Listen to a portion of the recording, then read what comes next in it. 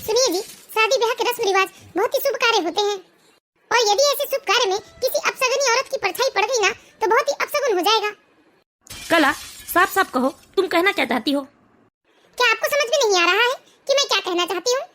तुम चाहती हो कि हमारे छोटे बेटे की शादी में हमारी बड़ी बहू शामिल ना हो, क्यों? यही कहना चाहती हो ना तुम? अरे और नहीं तो क्या, ये बात सिर्फ मैं नहीं कह रही हूँ, पूरा समाज कहता है ये कि शादी ब्याह के रस्म रिवाज में किसी विधवा औरत की परछाई नहीं पड़नी चाहिए। कला, तुम्हें लगता है कि हमारा विनोद अपनी भाभी को यहाँ से जाने के लिए कह सकता है? जानती हूँ, विनोद कभी नहीं चाहेगा कि उसकी शादी के रस्म रिवाज में उसकी भाभी यहाँ ना रहे, इसलिए तो मैं आपसे सलाह मशवरा कर रही हूँ। मैं तो कहती हूँ विनोद को बताए बिना ही हम बहू को एक हफ्ते के लिए उसके मायके छुड़वा देते हैं। विनोद नहीं मानेगा कला। अरे विनोद को बताने की जरूरत क्या है? जब वो पूछेगा तो कोई बहाना कर देंगे, किसी काम से बाहर गई है। देख लो, तुम्हें जो सही लगे। ये है दयानाथ जी। दयानाथ जी के दो बेटे थे, बड़ा बेटा था राघव और छोटा बेटा है विनोद। दयानाथ जी के बड़े बेटे का स्वर्गवास अभी 2 साल पहले ही किसी लंबी बीमारी के चलते हुआ है, लेकिन कला जी कहीं न कहीं अपने बेटे की मृत्यु का कारण अपनी बहू को समझती है। लेकिन दयानाथ जी का बेटा है विनोद, जो कि बहुत ही समझदार, पढ़ा लिखा और सरकारी नौकरी करता है। विनोद बहुत ही आधुनिक सोच का लड़का है, वह बिल्कुल रूढ़िवादिता के सख्त खिलाफ है। भाभी, भाभी। हाँ भैया। आज मेरा जन्मदिन है भाभी, मुझे आशीर्वाद दीजिए।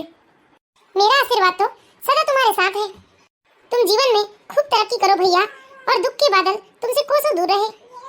ठीक है भाभी, मैं ऑफिस जा रहा हूँ। आपको किसी चीज की जरूरत हो तो बता दीजिए, शाम को मैं आते वक्त लेते आऊंगा। नहीं भैया, अभी तो मुझे किसी भी चीज की जरूरत नहीं है। कला, ओ कला। अरे काकी, आइए ना काकी, बैठिए। मैं अभी आपके लिए चाय बुलवाती हूँ। अरे भाई, सिर्फ चाय से काम नहीं चलेगा, तुम तो मुंह मीठा करवाओ। मैं तो खुशखबरी लेकर आई हूँ। अच्छा काकी, क्या लड़की वालों ने रिश्ते के लिए हाँ कह दिया? हाँ हाँ कला, मिठाई खिलाओ जल्दी से। काकी, ये तो बहुत ही खुशी की बात है। रुको, मैं बहू से कहकर अभी मिठाई बुलवाता हूँ। अरे आपका दिमाग तो ठीक है ना? काकी ने हमें इतनी बढ़िया खुशखबरी सुनाई है और आप उस अपशगुन के हाथ से मुंह मीठा करवाएंगे? रहने दो, मैं ही मिठाई लेकर आती हूँ। क्यों काकी, मैं ठीक कह रही हूँ ना? ऐसे शुभ कार्यों से बहू को तो दूर रहना चाहिए ना? हाँ भाई, वैसे तो आजकल इन चीजों को लोग मानते नहीं हैं, लेकिन ये प्रथा तो सदियों से चली आ रही है। काकी, आप इन्हें कुछ समझाइए, मैं ही अकेली कितनी जिम्मेदारी उठा लूं? हाँ भाई दया, बहू रानी ठीक कह रही है। बैठिए काकी, मैं अभी मिठाई लेकर आती हूँ। अरे रहने दे कला, अब सीधे मैं मिठाई शादी में ही खाऊंगी। सुनो कला, लड़की वालों को शादी की थोड़ी जल्दबाजी है, वो लोग चाहते हैं कि इसी महीने शादी हो जाए। हाँ ठीक है ना काकी, हमारी भी तो पूरी तैयारी हो ही गई है। अच्छा ठीक है, अब तुम लोग बाकी बातें अपने होने वाले समधीन और समधन को फोन लगाकर पूछ लेना। ठीक है काकी। लेकिन काकी, एक और बात इन्हें आप अच्छे से समझा कर जाइए। वो क्या बात है कला?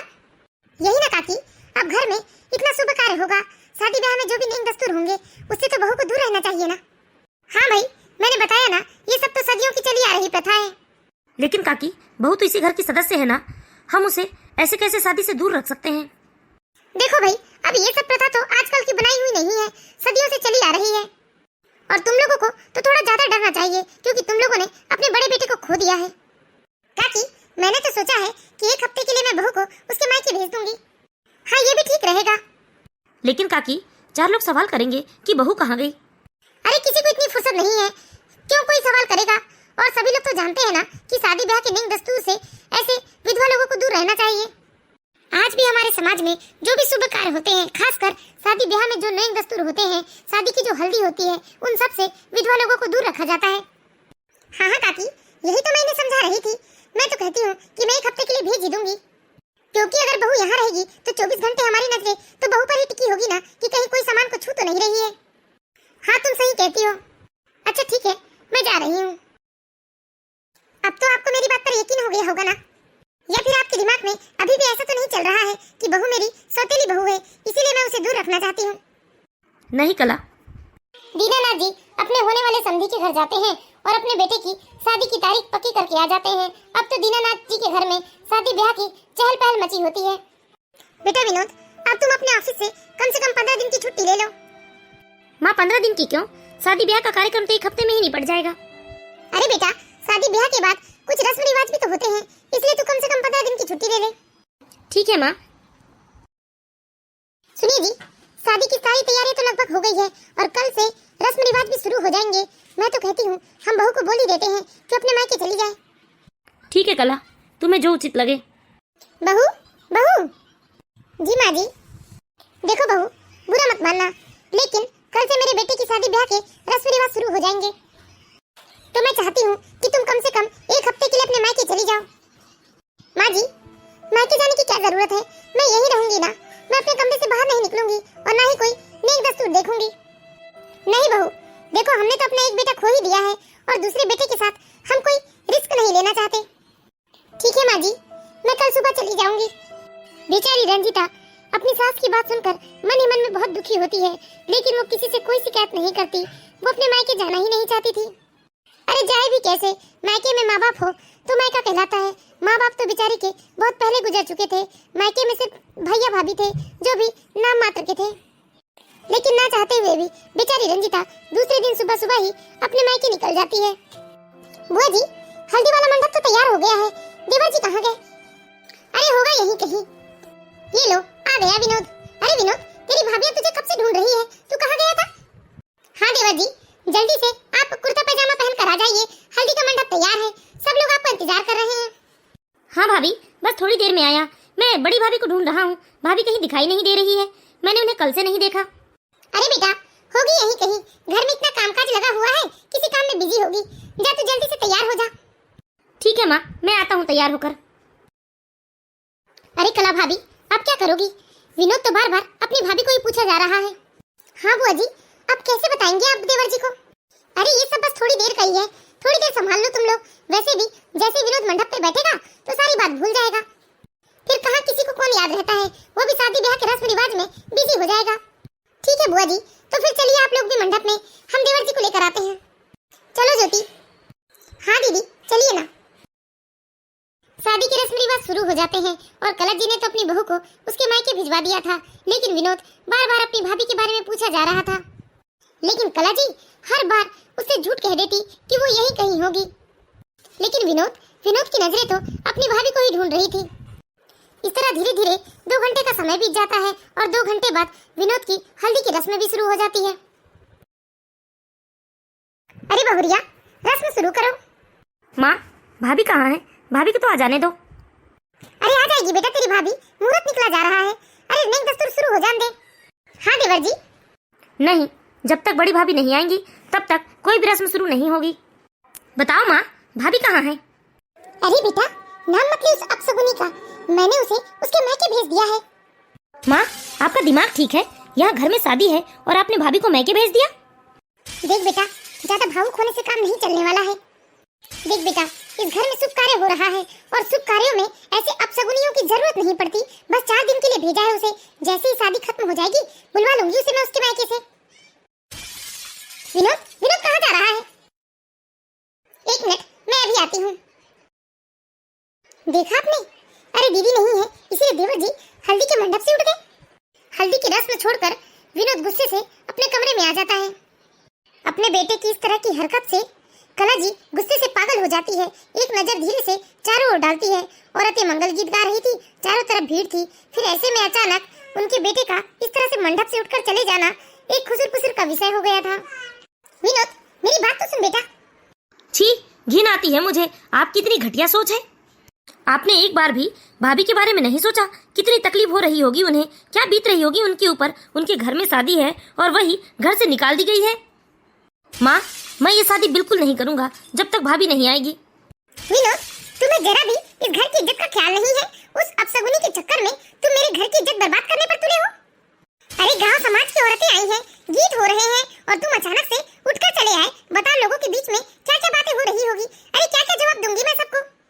माँ, जाकर बोल दो ना कि आपने अपने घर की बहू को, अपने घर की लक्ष्मी को अपशगुनी कहते हुए उसके मायके भेज दिया, इसलिए ये हल्दी की रस्म रुक गई है। बता दीजिए सबको जाकर। तू कुछ ज्यादा ही भाभी पर प्यार दिखा रहा है। हाँ माँ, आ रहा है मुझे भाभी पर प्यार और पूरी जिंदगी आएगा। आपने मुझे जन्म दिया है, लेकिन उन्होंने मेरी जिंदगी बनाई है।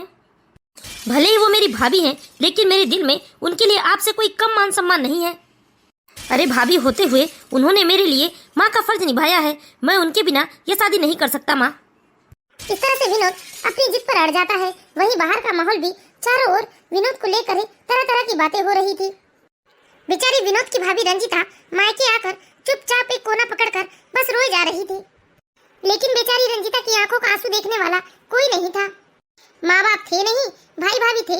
भाई दिन भर ऑफिस में रहता और भाभी के पास तो अपनी ननद के लिए कभी टाइम होता ही नहीं था। भगवान, ये कैसी किस्मत बनाई है आपने मेरी। अरे किसी शुभ कामों में, किसी रस्म रिवाज में मैं शामिल नहीं हो सकती। बचपन में ही माता पिता को आपने मुझसे दूर कर दिया, शादी हुई पति को मुझसे दूर कर दिया, अब एक ससुराल है जहाँ हर शुभ कामों में मुझे वहाँ से दूर कर दिया जाता है। मेरी कोई अपनी औलाद भी नहीं है जिसके सहारे मैं अपनी जिंदगी हंसी खुशी से गुजार सकूं। एक देवर जी है जो मेरी खुशियों की चिंता करते हैं, मेरी परवाह करते हैं। लेकिन देखो ना, आज उनकी जिंदगी का इतना बड़ा दिन है और मैं वहाँ से दूर हूँ। मैं अपने देवर को दूल्हा बनते हुए भी नहीं देख पा रही हूँ। विनोद बेटा, मैं तेरे हाथ पैर जोड़ती हूँ, देख जिद छोड़ दे बेटा, चल हल्दी की रस्म में। मैंने कहा ना माँ, जब तक भाभी नहीं आएगी मैं शादी के मंडप में नहीं जाना चाहता। विनोद, अरे तू चाहता क्या है? तू मेरा एक लौता बेटा है, तू ही तो बचा है। अगर तुझे कुछ हो गया फिर मैं क्या करूंगी? चुपचाप चल और हल्दी की रस्म पूरी कर। अरे उस अपशगुनी का साया भी मैं इस शादी पर नहीं पड़ने दूंगी। बस माँ बस, बहुत बोल लिया आपने भाभी को अपशगुनी। माँ, तुम्हें तो भाभी की पूजा करनी चाहिए।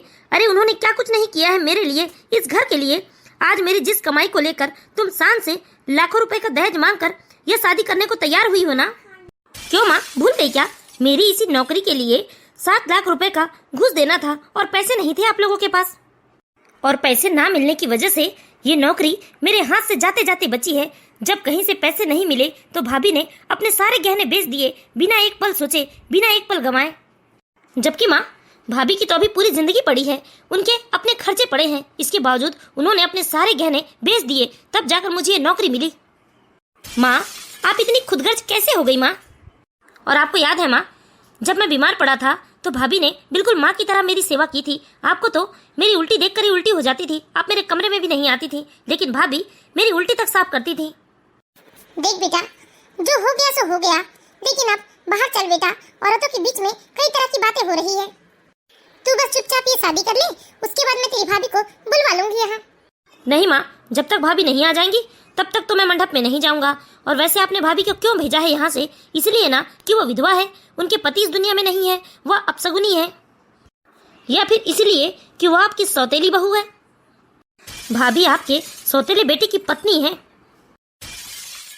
अपने बेटे के मुंह से सच्चाई सुनकर तो कला जी का चेहरा जैसे सफेद पड़ गया। अब उन्हें समझ में नहीं आ रहा था, वो बहुत घबरा गई थी। फिर बड़े प्यार से बात पलटते हुए अपने बेटे से बोली, देखो बेटा, ये सब सही नहीं होता।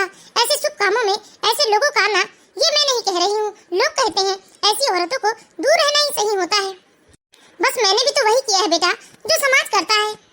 अच्छा माँ, ये समाज सारे नियम कानून सिर्फ बहू के ऊपर लगाता है, बेटियों के ऊपर नहीं। मामा जी की बड़ी बेटी, उनके भी तो पति नहीं है ना, वह भी तो विधवा है, फिर वह क्या कर रही है इस शादी में? बोलो माँ, क्योंकि वह तुम्हारे भाई की बेटी है और तुम्हारी सगी भांजी है, इसलिए वो अपशगुनी नहीं है। अरे उसका भी तो पति नहीं है ना, फिर उसे क्यों शामिल किया आपने इस शादी में? माँ, सारी बुराई बस बहू से है, यह तो मैं अच्छे से समझ गया हूँ। अपने बेटे की बात सुनकर तो कला जी का कलेजा जैसे चीर कर रह गया था। हाँ बेटा, तू शायद ठीक कह रहा है। मुझे हमेशा मेरी भांजी से हमदर्दी रही, लेकिन मैं ये कैसे भूल गई थी, यही दुख दर्द तो मेरी बहू की जिंदगी में भी है। जबकि बहू ने तो इस घर के लिए कितना कुछ किया है, फिर भी मैंने उसके साथ ऐसा व्यवहार किया। मैंने इतनी बड़ी गलती न जाने कैसे कर दी। मैं अभी के अभी बहू को फोन करती हूँ बेटा, और उसे यहाँ आने के लिए कहती हूँ। हाँ माँ, अगर भाभी आ जाएंगी तो मैं खुशी खुशी शादी कर लूंगा। रंजिता बहू। जी माँ जी। बहू, मुझे माफ कर दे, ना जाने मैंने अज्ञानतावश तुझे क्या कुछ नहीं कह दिया, लेकिन मुझे मेरी गलती का एहसास हो गया है। तू अपने घर लौट आ बेटा। नहीं माँ जी, पहले शादी का कार्यक्रम निपट जाने दीजिए, उसके बाद मैं आ जाऊंगी। ना बेटा, ऐसा मत बोल। देख, अगर तू ऐसा बोलेगी ना तो मैं सोचूंगी कि तूने हमें माफ नहीं किया है। हाँ भाभी, आपको अभी के अभी आना ही है। अगर आप नहीं आएंगी तो मैं आपको लेने आ जाऊंगा, और अगर आप फिर भी नहीं आई तो मैं ये शादी नहीं करूंगा। नहीं नहीं देवर जी, ऐसा मत कहिए, मैं आ रही हूँ। अपनी सास का बुलावा सुनकर तो जैसे रंजिता को एक पल विश्वास ही नहीं हुआ। फिर जब उसे सारी बात पता चली तो वह फूट फूट कर रो पड़ी। यह दुख के नहीं बल्कि खुशी के आंसू थे। देर से ही सही, कम से कम जब उसको अपना खुद का परिवार वापस मिल गया था, उसके परिवार वाले उसे समझ रहे थे। थोड़ी देर के बाद खुशी खुशी रंजीता अपने ससुराल आ जाती है और रंजीता का देवर विनोद भी खुशी खुशी मंडप में बैठकर हल्दी की रस्म पूरी करता है। बहू, ये आरती की थाली तुम पकड़ो और सबसे पहले अपने देवर की आरती उतारो, उसके बाद हल्दी की रस्म शुरू कराओ। बेटा, माफ कर दे मुझे, मैं समाज के नियमों में उलझ कर रह गई थी। आज से तू मेरी बहू नहीं बल्कि बेटी है और बेटी बनकर इस घर में रहेगी। मैंने तो एक बार भी नहीं सोचा बेटा कि भगवान ने तुझसे तो तेरी सारी खुशियाँ पहले ही छीन ली है और अब हम लोग तेरी खुशियाँ छीनने को चले थे। माफ कर देना बेटा, माफ कर देना। भाभी, अब जल्दी से मुझे तिलक लगाइए। देवर जी, आपका बहुत बहुत धन्यवाद, आपने मुझे आज इतना बड़ा सम्मान दे दिया। नहीं भाभी, मैंने तो सिर्फ आपका हक दिया है आपको। दोस्तों, आज भी हमारे समाज में कई ऐसे लोग हैं जो पति की मौत का जिम्मेदार पत्नी को मानते हैं, लेकिन वहीं पत्नी की मृत्यु हो जाए तो पति की तुरंत ही दूसरी शादी की बात करने लगते हैं। यह तो सरासर गलत है ना। तो मैं आशा करता हूँ दोस्तों, आप लोगों को हमारी ये छोटी सी कहानी जरूर पसंद आई होगी। यदि कहानी अच्छी लगी हो तो प्लीज इस वीडियो को लाइक कीजिए और इसी तरह की मोरल स्टोरी देखते रहने के लिए हमारे चैनल सास बहू की दुनिया को सब्सक्राइब करें।